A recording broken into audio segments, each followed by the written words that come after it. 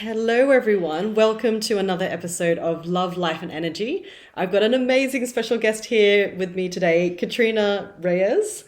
She came onto my season one, as you may have remembered, and we're here today to talk about gaslighting and how it impacts you, how this insidious thing really infiltrates your life and really changes who you are. So, welcome, and you're going to love this episode. Welcome to Love, Life, and Energy. I'm Michelle Chung, and I'm passionate about all things love, manifesting, relationships, woo-woo stuff, health, and wellness. This podcast is your go-to sanctuary for personal growth, designed for busy, career-driven women who are ready to embrace their highest potential and not settle for an average, ordinary life. Let's grow and manifest your dream life together. Welcome, Katrina. Welcome back. Thanks for coming. Thanks, Michelle. Thanks so much for having me here. Yay! It's always so good. So much fun. Oh man, we talk about so much stuff. We're both into personal growth. We both run businesses. So I know, we're doing like a business foodie Fridays now, aren't we? Well, this is the first one. We're happy to keep going. Yep. Our own, what do we call it? Our own mastermind. Yeah. Where we pick apart everything in life. And I'm so grateful for that. Yeah, today I wanted to talk about gaslighting because we had a conversation the other week because I was researching a couple of topics for this podcast and I was like, Katrina, do you know what gaslighting is? And then you said, what did you say? Oh, I can't remember the conversation, but it's something that I think most of us have grown up with, especially in our generation. Our parents were very much doing their own thing and I think they didn't have that same kind of awareness as we do now. So yeah, I'm pretty sure that a lot of people from our generation have examples of possibly some extreme gaslighting. Yeah, well, I can definitely share a lot of gaslighting examples from my own life. For everyone who doesn't know what it is, basically it's something really crucial that that is happening in society and probably happened or happening in your life.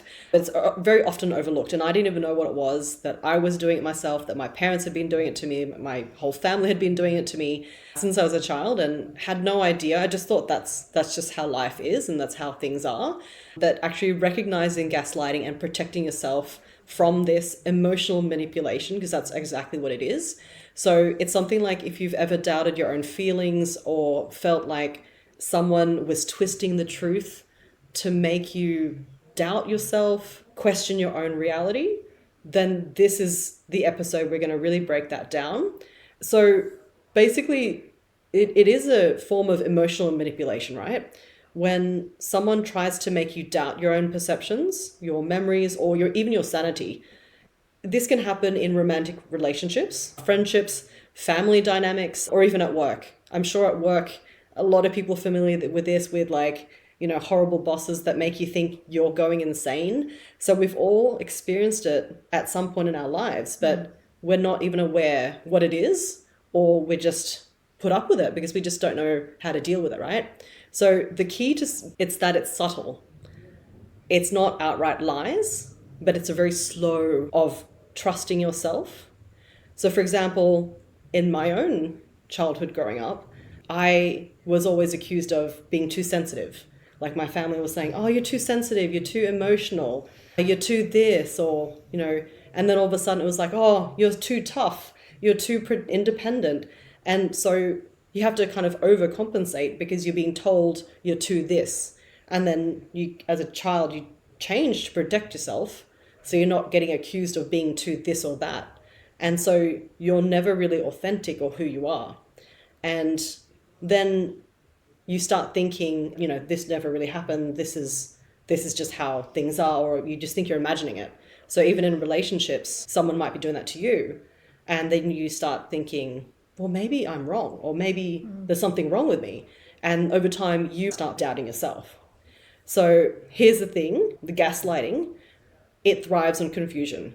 So when you're confused, you're easier to control, for the other people to control. So parents, I know that, Katrina, you're being a parent yourself and you've got a very different parenting system from what we grew up. But that is the way they did with us to parent us because they didn't know how to control us in a more effective way. Yeah, I think one of the things that came up as well when we spoke last week was that a lot of the things that they said, like, oh, you're too emotional, or or you don't want that, or you're not hungry. No, you're not. Like all that kind of things. It's like, convincing you. yeah, it comes from a place of, convenience of the person who is, I guess, doubting you, because they're like, oh, it's not the right time, it's inconvenient, it's going to be too much trouble, so I'll just tell you how I want you to feel. Yeah. And so I think also what that manifests in a lot of the time is people pleasing. We just end up like just doing whatever we think the other person wants us to do, and then we diminish who we are, and we don't believe our own senses. We just keep doubting, and you just think, oh, I want to do that, but I'm not sure. I don't think this person would like it. I don't think, and sometimes when you see people and you just go like, this is not who you are at all, and they're molding themselves to fit like the will of someone else. And it's like they've internalized the other person's thoughts and feelings and their ideas of them. For example, like, oh, Mother's Day or Mother's birthdays, it's like, what should we get Mum as a gift? Oh, maybe she'd like a new vacuum cleaner or a new kettle. Classic. And it's like, she doesn't want these things. It's just because she uses it. It doesn't mean that that's what she would appreciate how to do home job better. And I'm using inverted commas, like, do the house job better. That's not who she is. Yeah, exactly. Yeah. Like, it's very much in a mold. Yeah. And I think that's where the danger of the gaslighting is, because there's some very strong traditions that's almost like in our DNA, because it's passed down from ancestor to ancestor and mother to child to, so forth, that these things become indistinguishable from who you are, and as opposed to traditions that have been passed down that don't work anymore. And that these beliefs have been forced onto you, hence the gaslighting. You shouldn't do this, or mothers should be this way, or, children shouldn't do that, and should be seen, not heard, and passing on these kind of beliefs is the gaslighting that has been corrupting us for such a long time that we don't even know. It's insidious, right? Yeah. Yeah, it's even in society as well. Like, I guess, like say places in Asia where, like on public transport, you have to be quiet. You can't you can't do a lot of things. Yeah. And there's like very sort of special places for everything. Yeah. I don't know, is that like a national gaslighting? I actually think that's quite respectful following those. But because when I was talking about gaslighting in general, I was like, Katrina, do you know what this is? It was, for me, it was like a completely new revelation, because I've been doing it to Raf, my poor partner Raf, and I didn't even know. I just imposed on him a lot of my beliefs that I had growing up in Australia. We're quite masculine growing up here, because it's a very like, get it done, don't be too emotional, just, get over yourself kind of attitude. That's kind of like the Australian way. And then when first going out with Raf, I would impose a lot of my beliefs, and I'm like, but that's just me. That's just Aussie.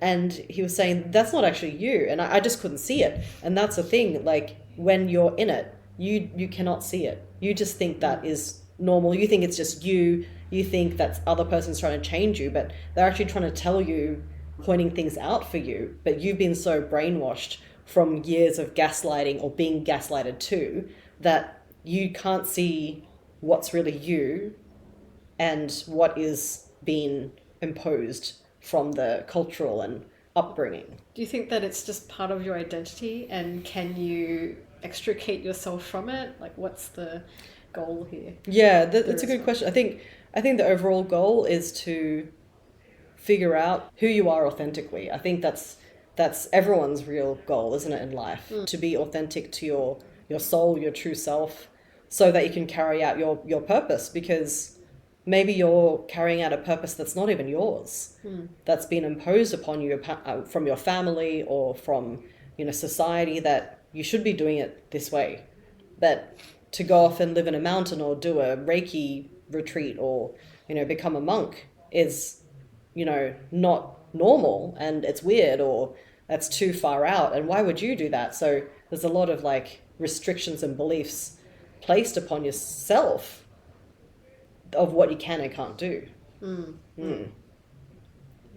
So basically, the main point about gaslighting and how to spot it is that it is thriving on confusion. Basically, if something doesn't make sense and you question your reality, it's affecting your emotional well-being, because studies have shown that prolonged exposure to gaslighting can lead to anxiety, depression, a diminished self-worth, because you don't know what is real, what is true, what is fact, what is imposed upon you, right? So basically a really powerful statistic, according to a 2020 study published in the Journal of Interpersonal Violence, that emotional abuse, including gaslighting, significantly correlates with long-term mental health issues, and even more so than physical abuse, because it's even more insidious. You can't see it. So this is how damaging gaslighting can be. And one of my favorite quotes on this topic comes from psychotherapist Stephanie Sarkis, who says in her book, Gaslighting, Recognize Manipulative and Emotional Abusive People in 2018. She says that gaslighters aim to make you feel small, less than, and question your instincts. But you are not what they say you are. You are stronger and more intuitive than you realize. So let's just remember that when we're being manipulated, our gut, our instinct, we often feel it, and it sends signals before our mind catches up. So if you're feeling confused, if you're feeling like something's off, trust yourself, your feelings are valid. And I think that's an interesting point, because a lot of the time we're told by society, even our parents, that what you feel is not true, it's not real. Yeah. And I think also it can possibly manifest itself into like self-gaslighting, down the track. And so I was thinking about this the other day, like, you can sort of look at things that are happening and go, oh, it's not that big a deal. Yes. It's not that serious. Yes. A good example is like when you're feeling sick or you're feeling like really ill and you're like, should I go to the emergency? Should I go to the hospital? Yeah. Should I call the ambulance? Because all of this is like a use of, the public services. But it's like, is my case serious enough to warrant someone to come and get me, or to go to the emergency and take up that room? Wow. And I remember one time, many times for anyone who has children, you sort of had this situation where your child's not well, but you can't just give them a Panadol or anything. Like, it's like they're not, it's maybe not serious enough for them to call the ambulance. So you're like, okay, well, maybe we'll just drive there and we'll just go there and then we'll just check or something like that.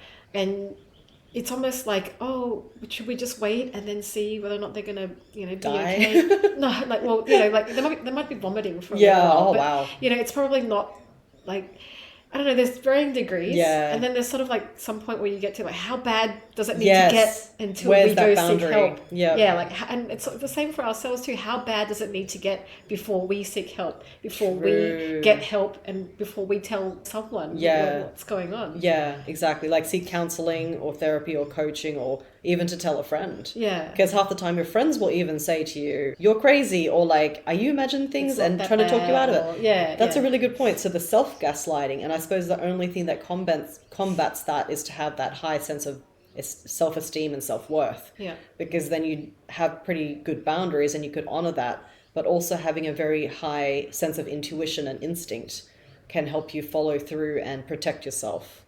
Yeah, yeah. And also like the freedom to be wrong. Like if you find that, maybe it wasn't that serious, it's like, well, okay, it wasn't, but at least now I know. And this is just one more experience for me to put in my, experience bank that I can just build on. But I'm glad that I checked in on myself. Yeah. I'm glad that I put myself first. Yes. I think that's an important thing. If you're feeling something, even though you're doubting yourself, it's like, just go get the help that you need, because you never know. It could, True. turn into something completely, could be something completely different. Yeah. But at least now you know, and you're not sort of doubting yourself and True. putting, I guess, one more peg into the self-gaslighting. It's like, because you've got this thing, you can either like do something about it or ignore it, and the more that you keep ignoring yourself, it's going to manifest in different ways, as you've mentioned before. Exactly. Yeah. I think the other thing to note is not to fall into the extreme other side where you become a hypochondriac and then you overly analyze things, but that also comes from a sense of low self-worth and drama or other stuff. So there's varying degrees, but I think it's important what you said, but also check in with yourself, trust your instincts, your intuition, how you're feeling, and yeah, it becomes another one to add to the experience bank, because then you've learned from that lesson and you can really utilize that. That's awesome. Thank you so much. I think it's been a pretty important conversation. So, everyone, thank you so much for spending time with us today and being really open to this really important conversation. So, gaslighting is a pretty heavy topic, but awareness is such a powerful thing. And we want to step towards that and protect yourself and live authentically. If you have any more questions about this, make sure you check us out on Instagram. I'll put all the details in the show notes below. If you have any further questions, do your own research, check out stuff online, start talking to people and start getting awareness around it. If this really resonates with you and you're ready to dive deeper into building healthier relationships, I have something amazing to share. I host a free webinar called Manifest Your Soulmate. If you're doing all the right things and you turn to manifesting because you're sick of dating and being on those apps and you want to bring your soulmate into your life and nothing seems to be happening, then this is the training for you. You can find and attract the man that you truly deserve. Don't miss out on this. The link is there to register for free. Go watch that training. You're going to get a ton out of it. And lastly, any final words, Katrina? Maybe a final question would be, if you feel like people around you are belittling your existence, what would be sort of like the first port of call? Like what would be the first thing that you could suggest that they do? Oh, that's a great one. I guess go within. It's always the first port of call. If your external world is not supporting you, go within. If you're familiar with meditating, if you're familiar with doing any personal growth development work, that's always a good place to begin and end, because all the answers end within yourself. If you do need guidance on that, definitely reach out to me on my Instagram. Thank you for your time, Katrina. And until next time, remember, your truth is valid, your feelings are valid, and you are deserving of love that honors and respects you. All right. See you later, everyone. Bye. Thanks.